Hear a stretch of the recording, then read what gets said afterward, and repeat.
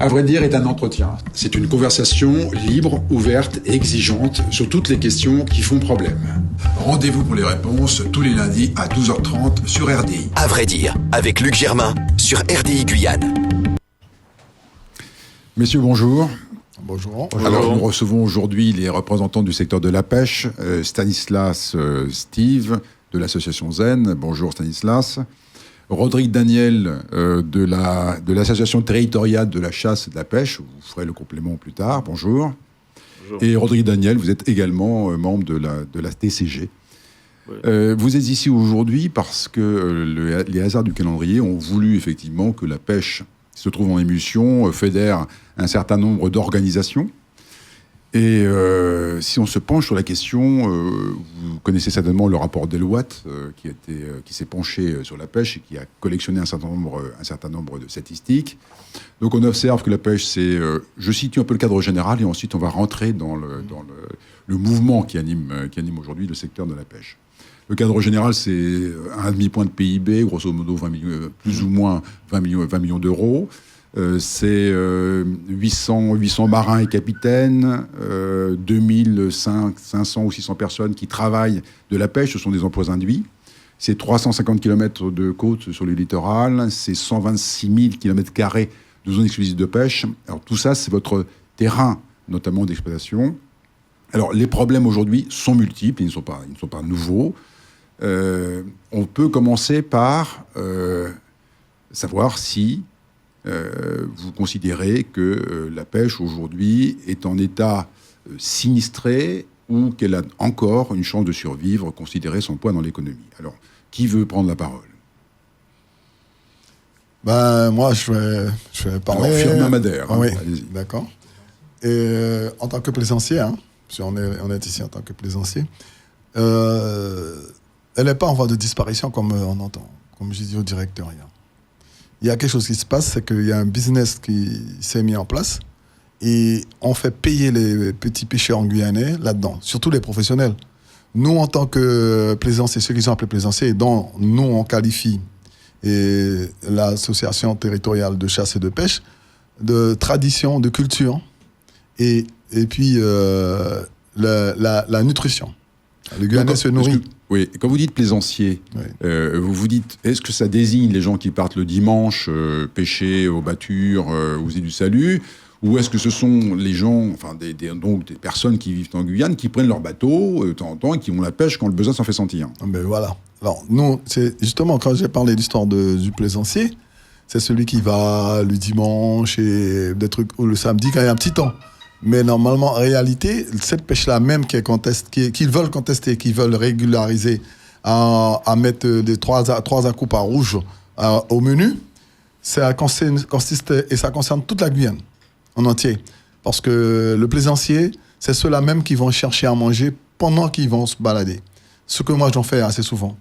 On va se balader, mais on empêche, on fait un petit coup de pêche pour rentrer avec du poisson à la maison, pour faire le blaf avec les amis ou la famille. Donc, le problème, elle est là. Elle est plus complexe de ce qu'on entend des directions de la mer. Enfin, bon, on peut être un petit peu surpris que ce soit le problème, parce que si on regarde les chiffres, grosso modo, on sort 5000 tonnes de poissons tous les ans, et la pêche illégale représente le même volume, voire davantage. 7000 tonnes probablement. Davantage. Donc, les chiffres que vous nous indiquez sont assez... La pêche de plaisance, c'est assez marginal. Alors pourquoi ce problème ? Voilà. Parce que les pêcheurs illégaux, ils sont à 6000 tonnes. Et les pêcheurs dites professionnels en Guyane, je dis bien dites professionnels parce que j'en ai parlé hier, et on parlera encore le 29 avec le président de la mer, et sur ces sujets-là, pas parler seulement, prendre des décisions. Et ils sortent que 3000 tonnes. D'accord ? Officiellement. Donc, il y a un gros souci là-dedans, puisque étant donné que nous-mêmes, personnellement, les plaisanciers, ils ne peuvent pas chiffrer, ils ne peuvent pas savoir, puisqu'on n'est pas dans un quota de pêche et de ceci ou de cela, parce que les poissons sont multiples et variés. Nous, on va à la pêche, on prend ce que nous attrapons. Enfin, il y a, je crois, 900 espèces de poissons répertoriés. Il y en a 40 qui sont exploités, si j'ai bien compris. Ouais. Enfin, eux, ils disent 40. Oui, 40, vous dites combien 3, 4 vous dites combien ? Donc, oui. Non, en fait, juste pour dire que... Stanislas, de l'association. Oui, voilà, de l'association ZEM, et de toutes les façons, c'est la même famille de pêcheurs, de chasseurs, parce que nous sommes tous impliqués justement par cette problématique, où on se rend bien compte, comme M. Madère l'expliquait, de toutes les façons, nous sommes des plaisanciers, mais nous avons aussi un mode de vie. Et nous savons aussi que ce n'est pas nous, en tout cas les plaisanciers, qui faisons que la ressource diminue. On sait aussi que la problématique se trouve aujourd'hui bien ailleurs, bien au-delà, et que ce n'est pas à nous, les plaisanciers, petits plaisanciers, de subir un arrêté préfectoral, parce qu'il est bien là le problème. Un arrêté préfectoral devrait sortir dans un délai très court de 1 mois, en gros. Donc, le mois prochain, si rien ne se passe, le plaisancier que je suis, au même titre que le plaisancier qui se trouve à Mana, l'Amérindien qui prend son canot, qui part d'Awalaya Limapo, de sa côte, qui va mettre son filet au large, eh bien, cet Amérindien qui aura pêché pour nourrir sa famille, quand il aura pêché 10 akupas rouges, admettons, dans son filet, il faudra qu'il en lâche 7 à la mer et qu'il en garde 3 dans son bateau. Voilà. Et nous disons, tous plaisanciers que nous sommes, avant tout qu'il y a un mode de vie à respecter en Guyane et que malheureusement, on ne nous écoute pas, comme d'habitude, et qu'il y a un manque de respect de certaines autorités. Donc, ce que vous semblez dire, c'est qu'en fait, on se défausse des problèmes de la pêche qui sont considérables, même dramatiques. On se défausse des problèmes de la pêche sur le dos des plaisanciers. C'est ce que vous expliquez. C'est clairement cela, oui. Oui, alors, quels sont vos rapports donc avec les professionnels? Parce qu'il serait peut-être utile de les voir inclus dans le dispositif. Vous représentez aujourd'hui les plaisanciers. Alors, avez-vous des relations avec eux et où cela en est-il? Alors, je peux. Il faut savoir que le plaisancier que je suis, Steve Stanislas de l'association ZIN, j'ai aussi des membres de ma famille, comme tout le monde, puisque la Guyane, c'est une grande famille, qui sont aussi des pêcheurs professionnels. Donc, la problématique des plaisanciers, de toutes les façons, c'est la problématique des pêcheurs professionnels. On se rend bien compte aujourd'hui, vous entendez, on entend tous, ça fait un moment, que les pêcheurs professionnels ont de plus en plus de difficultés, parce que derrière, celui qui régit les règles leur impose qu'il soit certifié, leur impose qu'il soit habilité, leur impose de passer toutes sortes de VAE, des diplômes et tout. Et on voit que plus ça va, de toutes les façons, plus la filière locale professionnelle se meurt. Donc, on dit que nous, les plaisanciers, on est exactement dans la même problématique de toutes les façons que les professionnels, parce que si nous, les plaisanciers, nous sommes touchés, il est tout à fait clair que les professionnels le seront aussi. Alors, est-ce que vous comprenez, je veux m'adresser à vous, par exemple, est-ce que vous comprenez l'attitude des autorités maritimes? Alors, autorités maritimes, grosso modo, c'est l'État. Quel sens donnez-vous à cette disposition qui, en fait, semble cacher un problème beaucoup plus sérieux? Alors, le sens qu'on donne, parce que moi, j'ai été clair aussi avec les représentants des services de l'État, justement, c'est une mafia qui est en train de se mettre en place. Et ça fait un moment que ça dure. Vous précisez? Donc, alors, je développe un peu plus parce qu'on voit que sur Macapa, il y a eu une usine japonaise qui s'est installée, d'accord? Et pour la transformation. Et d'autant plus, il y a eu en fabrication, c'est en train de se faire, justement, la partie surgelée à Oiapoque. Donc, des personnes au sein de les affaires maritimes sont complices. Ils sont complices. Donc, c'est pour ça que nous, lorsqu'on vient, on dit des choses et ça dérange. Ça dérange. C'est pour ça, moi, je ne suis pas là pour mâcher mes mots. Je dis les choses clairement. C'est une mafia qui c'est en train de se mettre en place. Et on voit que même au niveau des pêcheurs professionnels, ils sont, dès qu'ils ouvrent trop la bouche, eh bien on les donne des amendes, on les contrôle et on voit qu'ils n'en peuvent plus. Alors, je ne sais pas si c'est fait exprès pour justement éliminer les petits pêcheurs, justement. Et puis, la mafia, eh ben, elle va s'installer. Au bout d'un moment, elle va s'installer. Oui, alors ce ne sont pas que les petits pêcheurs, c'est en fait, ce que vous indiquez est très grave. Autrement dit, vous nous dites que d'une certaine façon, les autorités, là je parle bien sûr de l'État, s'organisent de façon plus ou moins claire pour mettre en place un dispositif économique qui aurait pour objet d'étouffer, d'anesthésier, voire de faire disparaître la pêche locale au profit d'installations industrielles au Brésil, par exemple, ou pourquoi pas au Guyana. Parce que si on prend les chiffres, on prend le ratio des navires de pêche guyanais, 150 et quelques sur zone, et au Brésil, il y en a 8000, et au Guyana, 1200, 1300, enfin, grosso modo. Effectivement, on peut être surpris. Alors, mais ce que vous dites est tellement grave qu'on peut s'interroger sur les ressorts de tout ceci. Quels sont les motifs profonds? Est-ce que c'est dû au fait que les investissements sont insuffisants ou qu'on veut vraiment faire disparaître la filière? Parce qu'on a une réunion avec ce fameux directeur, justement. Et lors de cette réunion, le directeur, il nous a sorti carrément. Il nous a dit, c'est simple, les gars. Si vous occupez pas l'espace, c'est tout à fait normal. Il faut se rendre à l'évidence que les autres doivent prendre l'espace. Donc, parce que le Guyanais ne prend pas l'espace, eh ben voilà. Enfin, le Guyanais ne prend pas l'espace parce qu'il y a une politique qui est celle de l'application de la réglementation. On peut en penser ce qu'on en veut. L'application veut que les rôles, autrement dit les personnes embarquées, répondent à un certain nombre de critères. On voit aujourd'hui, c'est tout à fait public. La plupart des marins sont, on l'a dit tout à l'heure, d'origine étrangère ou ne sont pas en situation régulière. Ça pose un certain nombre de difficultés. On a mis en place la fameuse validation des acquis de l'expérience, mais on voit bien que ça paralyse une partie de la pêche. C'est-à-dire que plus de la moitié des bateaux restent au port. Quelle est votre position vis-à-vis de ça? Est-ce que vous demandez une dérogation ou demandez-vous un régime spécial? Monsieur Mater. Oui. Alors, je vais revenir sur ce que vous avez dit tout à l'heure à propos de la pêche professionnelle. Et pourquoi il y a autant de problèmes. Le problème se pose, aujourd'hui, j'ai écouté hier M. Karam, Georges Karam, qui est président de cette filière de pêche, et un peu très léger, je le dis, parce que moi, quand je regarde la documentation européenne, parce qu'il ne faut pas oublier quelque chose, on est sur une échelle européenne dans un bassin amazonien, ce qui est assez grave déjà. Et cette politique qui est mise en place en ce moment, elle favorise les pêcheurs illégaux au détriment des pêcheurs locaux. C'est clair et net, hein, c'est écrit ça.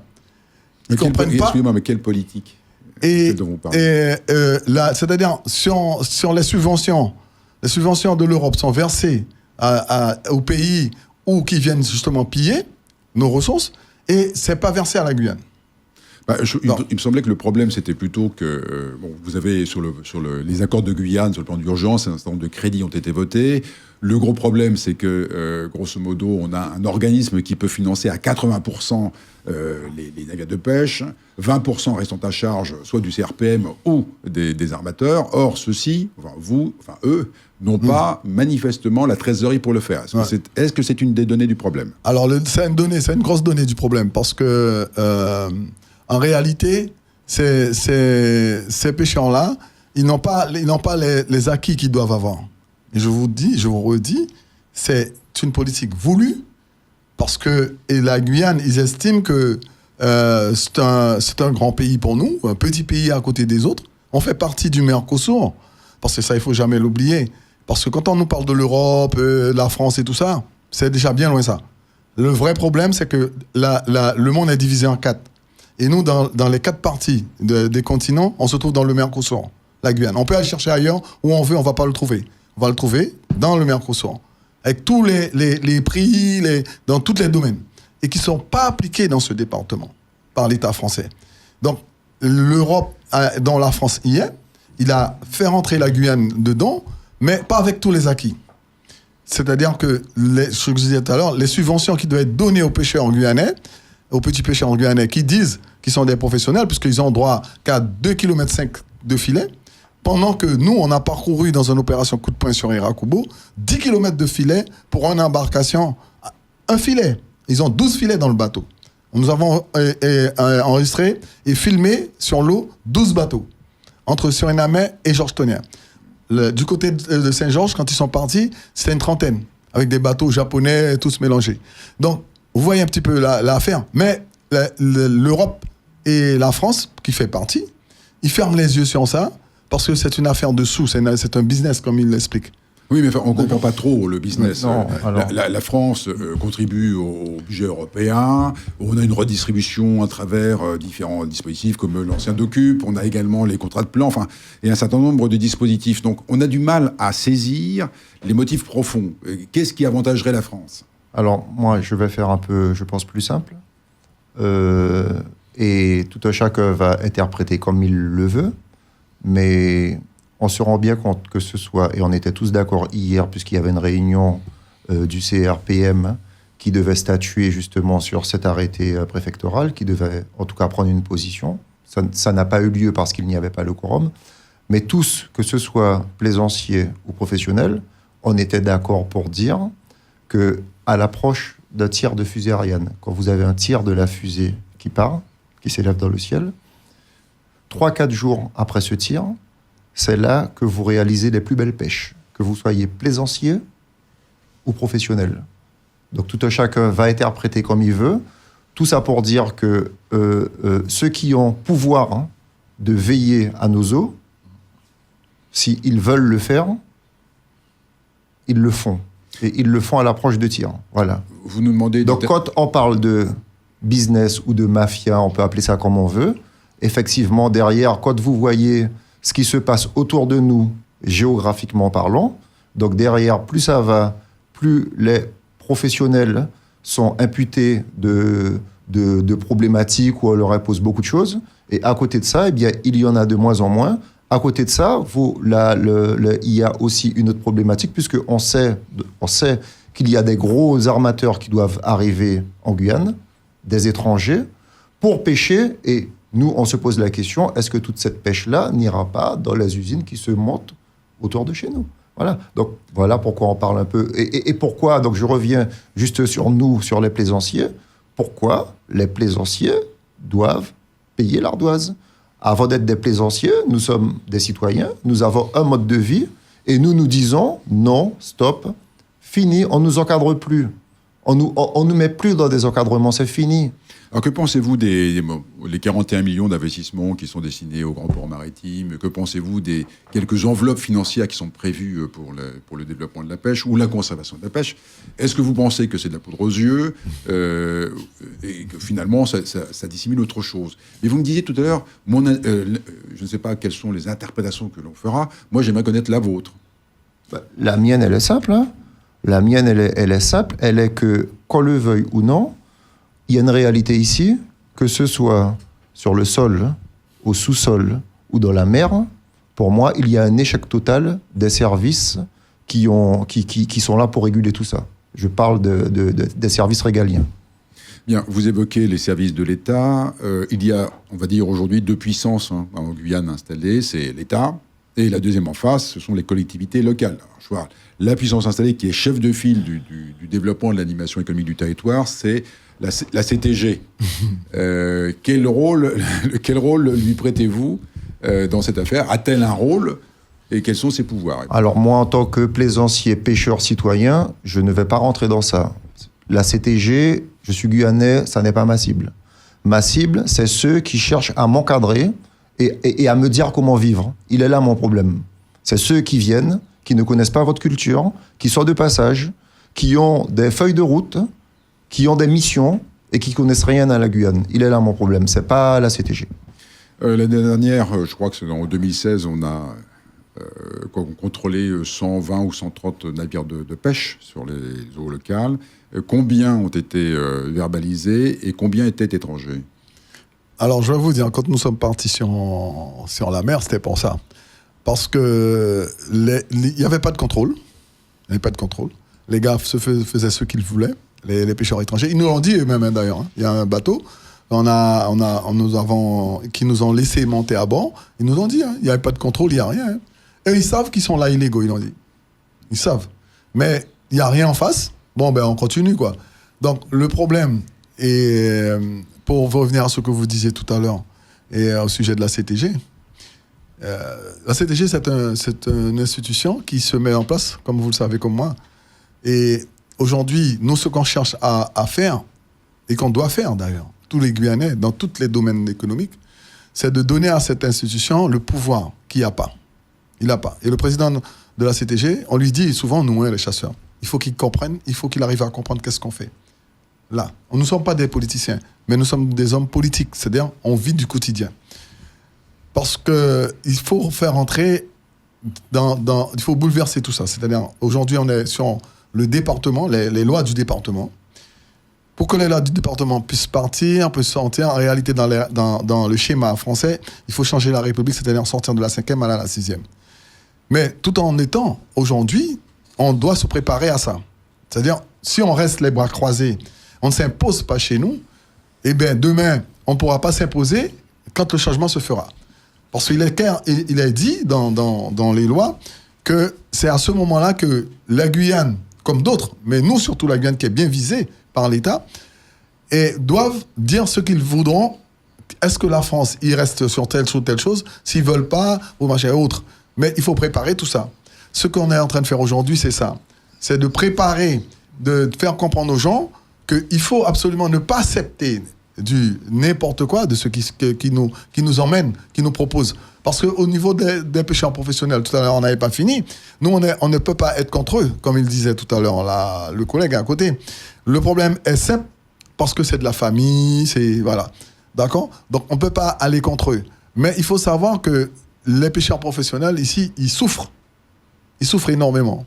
Bah, écoutez, moi, il me semble que depuis la fin des années 80, on avait un président de région qui s'appelait Georges Otili, qui a voulu la francisation de la pêche, souvenez-vous. À l'époque, c'était, je crois, la PIDEG. La PIDEG, oui. Et depuis ce temps-là, les pêcheurs sont sur la brèche, sont sur les dents. Et donc, moi, j'ai quand même l'impression que la réaction est un peu tardive, parce qu'on constate depuis très longtemps, effectivement, qu'il y a une défaillance à la fois des armements locaux. Vous avez connu différents opérateurs de la pêche qui sont intervenus, qui ont disparu du marché, qui se sont réorientés sur d'autres secteurs d'activité. Donc, pourquoi intervenir maintenant, on le comprend bien, mais pourquoi est-ce que ça a été aussi tardif ? Et comment allez-vous structurer votre intervention ? Alors, c'est voulu tout ça. C'est voulu. Parce qu'on a bien entendu, à un certain moment, il y aurait eu des armateurs de la Martinique qui allaient venir, des armateurs de Saint-Malo. Donc, il y en a eu. Il y en a eu. Voilà. Il fit pêche et Saint-Malo. C'est voulu. Je trouve que c'est voulu. C'est pour ça, moi, je parle de la mafia, c'est pas pour rien. Pourquoi ? Parce que on a été un dimanche du côté de Wanari, donc c'est pratiquement le fleuve frontalier de la Guyane, entre le Brésil et la Guyane. Donc on a recensé 19 navires. 19 navires, plus un navire japonais, mais usine. D'accord ? La chose, elle est simple. Si on retrouve ces navires japonais du côté du Suriname, et les Surinamiens les a demandé, les a ordonnés de quitter leurs eaux. D'accord ? Alors, la chose, elle est simple. Moi, c'est pour ça que je parle de la mafia. Est-ce que ce n'est pas une complicité volontaire ? Et à qui on profite le crime ? C'est là la question. Si on voit le scénario qui se dessine, grosso modo, il pourrait y avoir deux motivations. La première, on laisse le vide se faire ici, localement, les pêcheurs qui ne trouvent pas... On faudra y venir quand même. La profession qui semble avoir du mal à se structurer pour des raisons qui sont liées à la trésorerie, donc au coût des matériels. Alors, ce serait une option, on fait le vide et on fait venir des armateurs de métropole, par exemple, comme il y en a eu ici, de Saint-Malo. Et la deuxième option, ce serait, on fait le vide et on fait travailler l'économie du Brésil, par exemple. C'est ce que vous évoquiez. Comment vous voyez-vous ça ? Parce que c'est les deux scénarios que vous nous proposez.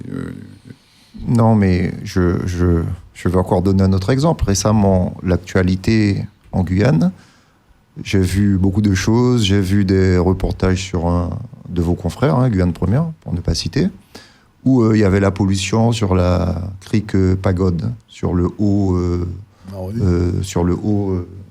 Sur Cacao, où apparemment des illégaux pollueraient en toute impunité. Donc on a vu toutes sortes de choses. Derrière, un autre journaliste a un peu fouillé son nez dedans. Et puis finalement, on s'est rendu compte qu'il n'y avait pas que les illégaux qui polluaient. Donc il est facile des fois d'imputer la faute aux autres, mais finalement, à qui profite le crime? Eh bien, on voit que les légaux font un peu ce qu'ils veulent. Et des grosses multinationales, des grosses sociétés françaises basées sur le territoire. Bien, vous observez que la profession... Oui. Et il y va de même finalement pour la pêche. Donc pour la pêche, on laisse agir en toute impunité les clandestins qui pêchent avec des filets bien souvent avec des mailles qui ne sont pas réglementaires. D'ailleurs, à ce sujet aussi, je suis en droit, moi, en tant que citoyen, de m'interpeller sur le prochain rapport que va nous pondre l'Ifremer. Donc l'Ifremer, c'est eux qui sont en quête de recherche des fonds marins et tout ça sur l'évolution de telle ou telle espèce. Je suis curieux, moi je veux voir le rapport écrit de ceux qui vont nous pendre, dans la mesure où nos eaux, comme on le dit, sont pillées en amont et en aval. Voilà. Oui, parce qu'effectivement, il est une notoriété publique que les fonds sur les côtes brésiliennes sont complètement éradiqués. Idem pour les pays du nord de la Guyane. Alors, la question, si l'on considère que la profession n'a pas les moyens de s'armer sur tous les plans, je veux dire, autrement dit, de mettre en place une flotte qui soit assez considérable pour occuper l'espace qui est exploité aujourd'hui par les armements étrangers, comment concilier les intérêts de ces professionnels et la cause que vous défendez? J'irai un petit peu plus loin dans l'histoire de la mer, qui est l'Atlantique, dont nous partageons avec le Brésil, le Suriname, Georgetown, le Venezuela et tout ça. Il y a un gros problème parce que la France, elle est en Guyane, on sait tous, par vocation. Hein? Et il y a un truc qui se passe, c'est que la mer, elle n'est pas française. Moi, je l'ai dit à plusieurs reprises, bon, les politiques. Il y a des territoires, il y a des zones délimitées. Hein. Voilà, oui, c'est délimité. Oui. Mais elle reste quand même une mer sud-américaine. Je m'explique. Oui. Moi, quand j'ai passé mes permis, j'ai tous les permis de bateau. J'ai eu hauturier, côtier, la gendarmerie maritime française, dans nos eaux guyanaises, parce qu'il faut le dire, c'est des eaux guyanaises, ils ont droit qu'à 6 000 de la côte sans un abri. Comme moi. Moi, le plaisancier, ce qu'ils appellent le plaisancier. Bon, avec mon permis hauturier, je peux aller faire le monde. Le problème qui se passe, c'est que moi, je pense que c'est délibéré parce qu'ils n'occupent pas la mer réellement. Ils n'ont pas tous les droits nationaux dans ce territoire, sur l'eau. Je parle bien de l'eau, hein. Parce que le balisage guyanaise même est fait américaine.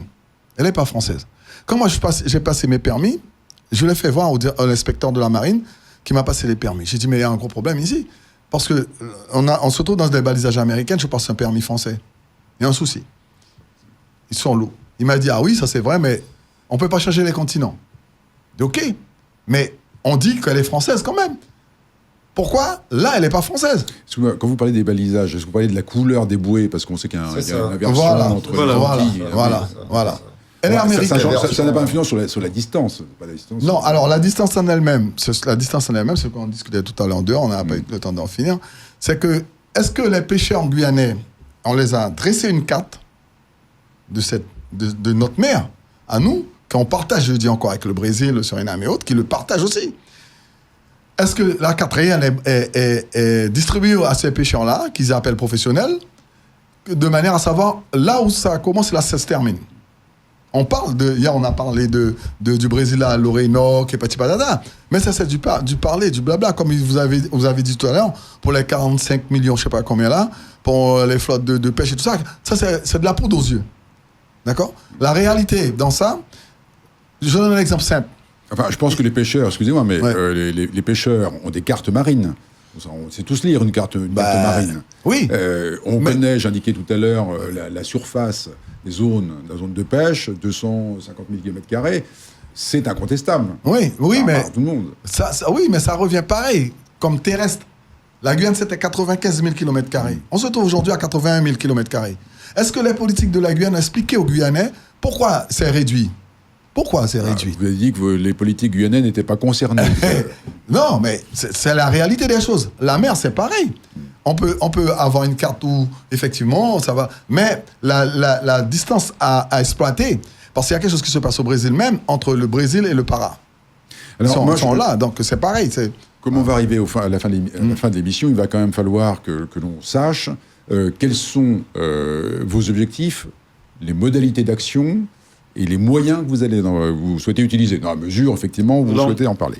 Alors, on a déjà commencé. Alors vous, c'est Rodrigue Daniel. Oui, voilà. On a déjà commencé.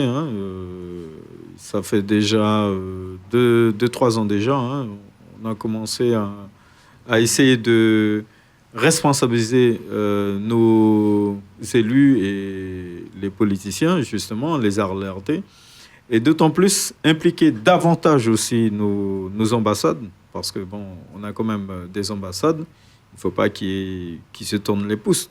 Il faut qu'on arrive. Les ambassades, c'est Quai d'Orsay. En plus, c'est vraiment un non, mais n'empêche que président de la République. N'empêche qu'on a commencé, parce que depuis la semaine dernière, on a voulu justement aller à l'encontre de l'ambassade brésilienne. Et il s'avère qu'ils ont mis les moyens. Ils ont mis le paquet, là, en ce moment. Donc, ils ont fait venir 3000 soldats, plus 2000 policiers fédéraux sur nos frontières. Et qu'on voit sur le terrain qu'ils occupent. Ils occupent le terrain. Ils ont déployé une grande force.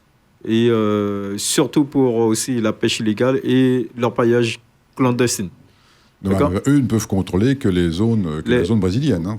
Oui, mais n'empêche que on a vu des contrôles sur Wanari, qui est déjà sur le territoire guyanais. Oui. Donc, ils sont venus contrôler des habitants de Wanari.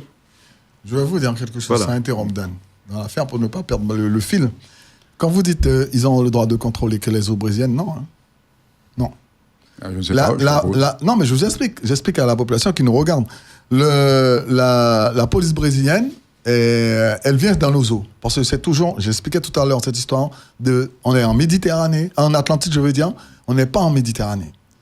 Ils ont autant de droits, naturellement, entre eux, les ambassades, le Quai d'Orsay, ce qu'on avait fait l'année dernière, ils ont saisi le Quai d'Orsay tout de suite, ça a bougé rapidement.